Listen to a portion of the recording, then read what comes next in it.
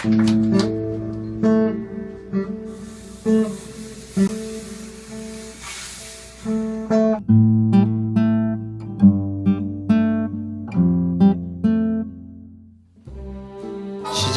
기타와의 만남이었어요.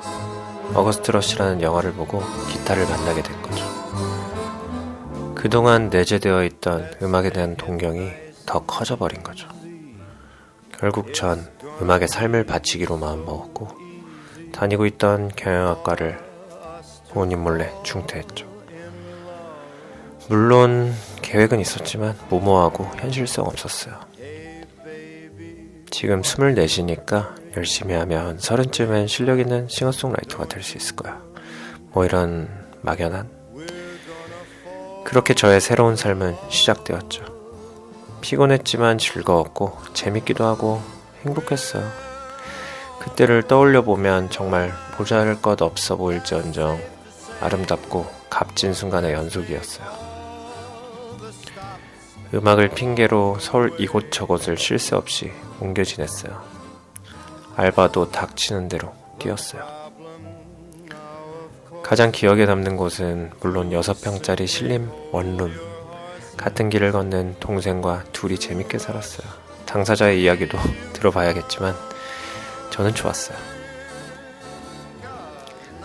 비록 창문은 옆 건물에 막혀 답답했고 매일매일 주먹만한 바퀴벌레와 인사를 해야 했지만 20대의 패기로 음악도 연애도 놀기도 참 열심히 했던 것 같아요. 남들보다 늦은 나이에 뛰어들었던 길이었기 때문에 지루할 틈도 없이 더한 열정을 쏟을 수 있었어요. 여기저기 물어물어 하나씩 배우기 시작했어요. 그렇게 홍대 인디 뮤린이는 수년이 흘러 드디어 공연을 할 수 있게 되었죠. 무대 공포증이 있던 저로선 공연이 굉장히 부담되는 일이었어요.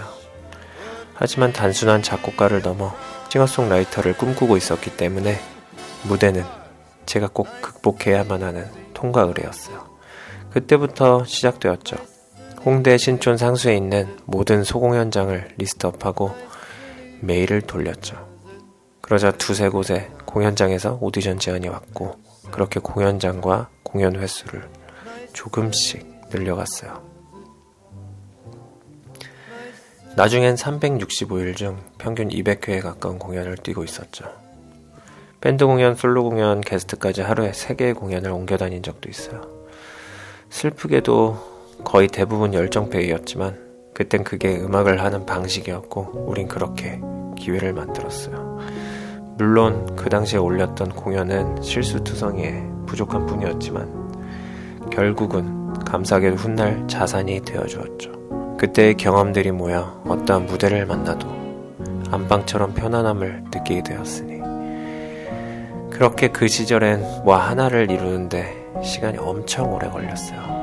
멜로디를 쓰는 데에도 한 세월이 걸렸고 가사를 쓰는 데에도 편곡하는 데에도 연주하는 데에도 밴드와 합을 맞추는 데에도 그리고 음악 장비 하나를 사는 것도 부담되고 알바를 해도 돈이 모이질 않고 술은 잘하는데 비싸서 많이 못 마시고 많이 얻어먹긴 했어요. 악기를 업그레이드하는 건 거의 불가능하고 가진 건 없었지만 주위엔 늘 같은 꿈을 꾸는 사람들이 있었고 무엇보다 음악이 좋았어요. 그리고 정말 하루하루가 신나고 재밌었어요. 아침 일찍 일어나 알바는 정말 가기 싫었지만 당연히 해야 되는 일이었고 곰팡이가 피어난 지하 작업실에 안착하면 음악에 빠져 시간이 금방 흘러가 버렸어요. 그리고 가끔 좋은 사람들과 술독에 빠지면 정말 바랄 게 없었어요. 그렇게 홍대의 하루는 20대의 나에게 매일매일이 그저 낭만 그 자체였던 것 같아요.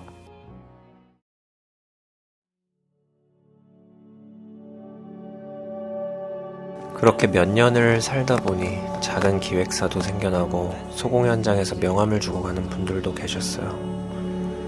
작고 작은 기회가 모여서 어느 날 더 큰 기회가 찾아왔고 트리거를 당겨보니 저에게도 영광스러운 순간이 찾아왔어요. 각종 미디어에 노출이 되고 누적 조회수는 1000만 이상이었죠. 대박까진 아니어도 중박 정도. 갑자기 찾아온 기회였고 관심이었죠.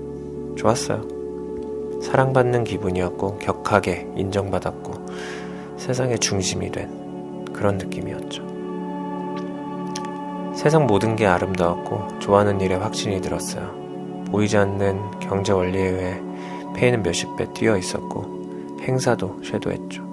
기존 연수입을 하루 만에 벌기도 했으니까요. 응원 메시지는 읽기도 힘들 만큼 쌓여 있었고 주위엔 늘 저를 만나고 싶은 사람들로 가득 찼어요.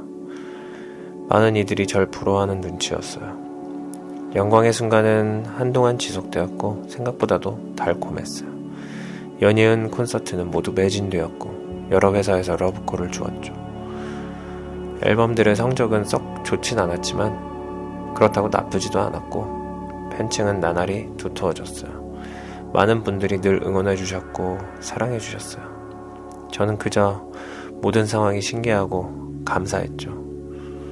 그렇게 약 2년 동안 전국을 누비며 크고 작은 꽤 바쁜 스케줄을 소화했어요.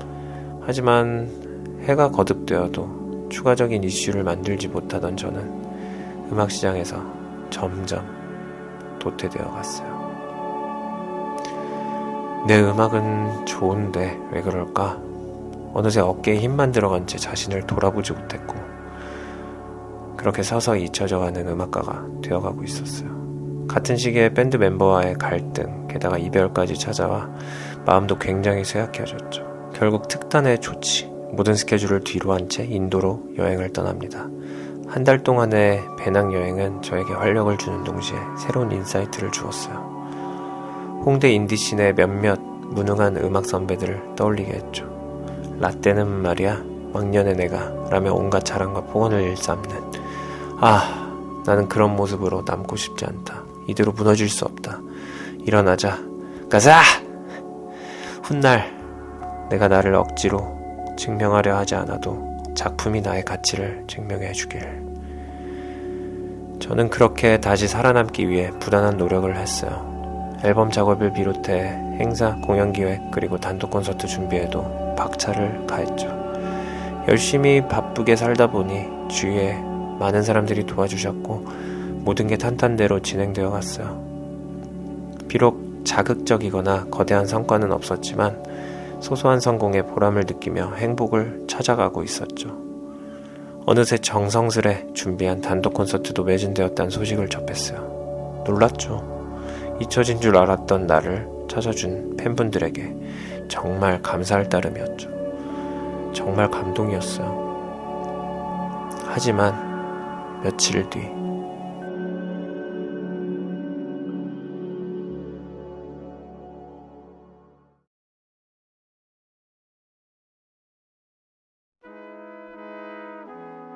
예상치 못한 놈이 찾아왔어요. 연달아 공연이 취소되고 꾸준히 불러주던 행사조차 줄어들긴커녕 증발했죠. 설 자리를 잃은 저는 이제 정말 사람들에게서 잊혀져가는 기분이었어요. 모든 것들이 반대로 돌아갔어요. 정말 다행히도 새로운 기획사와 계약을 하게 되었지만 시너지가 나긴커녕 서로 다른 방향을 향하고 있었고 결국 절충안을 찾지 못하였죠. 숨막히는 답답함은 외로움으로, 외로움은 게으름으로 번지고 있었어요. 이따금 정부에서 주는 코로나 지원금 외에는 어떠한 수입도 기대하기 힘들었어요. 20대 초반부터 음악만 바라보고 살았던 저는 사회인으로서는 비교적 순수하지만 매우 실속 없는 한참 뒤처진 그런 사람이 되어가고 있었죠. 게다가 돈에 대한 뒤늦은 관심은 어설픈 투자로 이어졌고 가지고 있던 돈마저 지킬 수 없었어요. 그리고 견고했던 음악에 대한 열정까지도 서서히 닳기 시작했죠. 저의 나약한 정신력의 탓도 크지만 그동안 여러 기획사를 거치며 서로 다른 음악적 견해와 마찰로 이제 조금 지친 것 같기도 했어요. 삶이 생각보다 쉽지 않다는 것을 이제서야 비로소 깨달았고 모든 것이 변했어요. 세상도 내 마음도 예전 같지 않았죠. 처음부터 다시 시작해야 한다는 생각이 머리를 지배했어요. 어쩌면 사소한 것처럼 보이는 한숨의 호흡부터.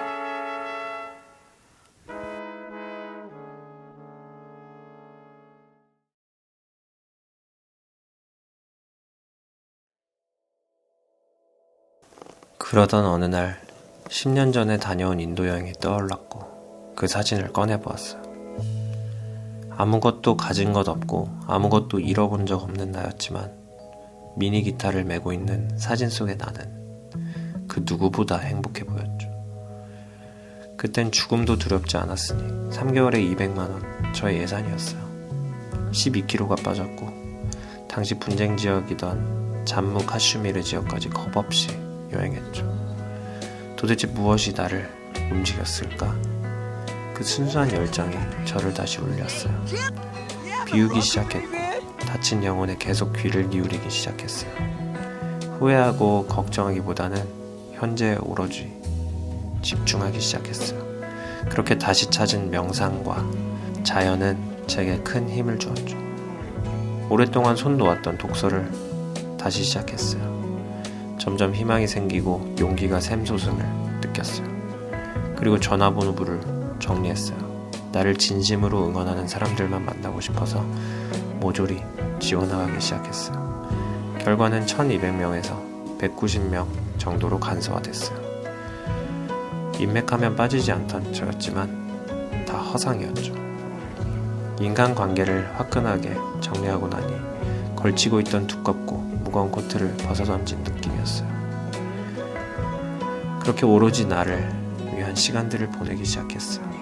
한동안 전혀 듣지 않던 음악도 다시 듣게 되었어요. 자연을 찾아 캠핑하고 등산하고 여행하고 명상하고 운동하고 독서하고 나를 위한 비우고 채우고를 반복했어요. 그렇게 한 해가 또 흐르고 회사 허락하에 주기적인 앨범 작업도 시작하게 되었어요. 그리고 몰래 연애도. 저의 심신은 다시 건강해지기 시작했고 그렇게 극성이던 코로나도 거의 지나갔죠. 코로나가 핥히고 간 자리는 처참했지만 동시에 나를 성장시켰어요. 저는 지금도 음악인으로서의 삶을 지속하고 있어요.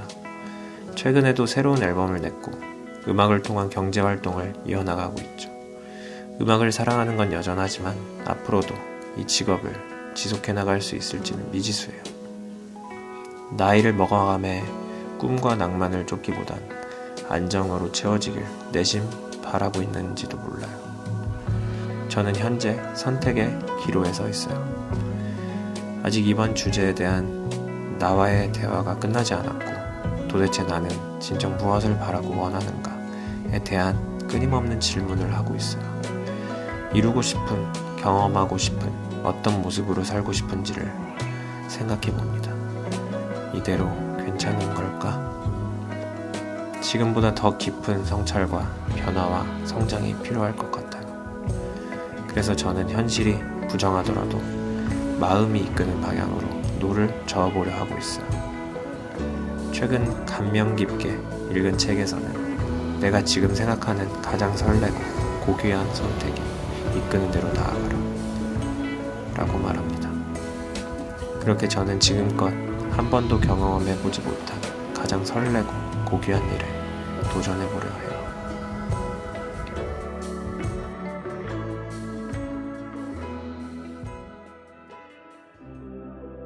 사랑. 15년 가까이 사랑에 수많은 실패를 해왔지만 동시에 많이 배웠죠. 그리고 몇 년 전 세상 가장 빛나는 여자를 만났어요. 이쁨을 초월한 아름다움의 아우라였죠. 저에겐 무척 감사하고 다행스러운 일입니다. 우리는 아무것도 서두르지 않았고 있는 그대로를 보여주었고 자연스럽게 물처럼 흐르고 있어요. 올해 결혼을 약속했고 함께 새길 줄을 꿈꾸고 있네요. 여행. 저에게 있어 여행은 곧 산소이자 창조라고 생각해요.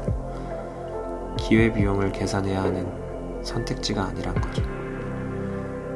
마음에 여행이라는 감정이 들어오면 곧 떠나야 합니다. 여행은 언제나 옳았고 앞으로도 오를 것이라고 생각해요. 물론 여행을 선택하는 순간 한국에서의 생산성은 포기해야겠죠.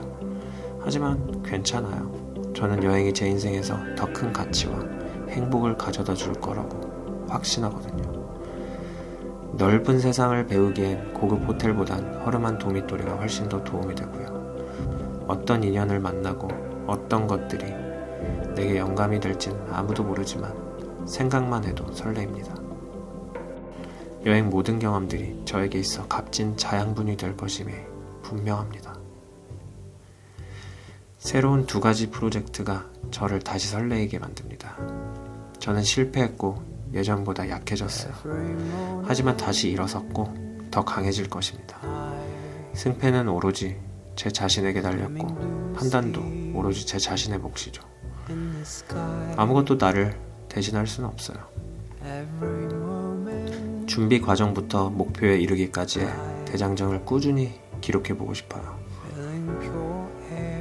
나의 부족한 모습부터 나의 사랑스러운 모습까지 모두 돌아보고 싶어요. 그리고 되도록 많은 사람들에게 공개되어 많은 응원을 받고 싶어요. 누구나 할 수 있다는 걸 보여주고 싶고 많은 이들에게 영감이 되고 싶어요.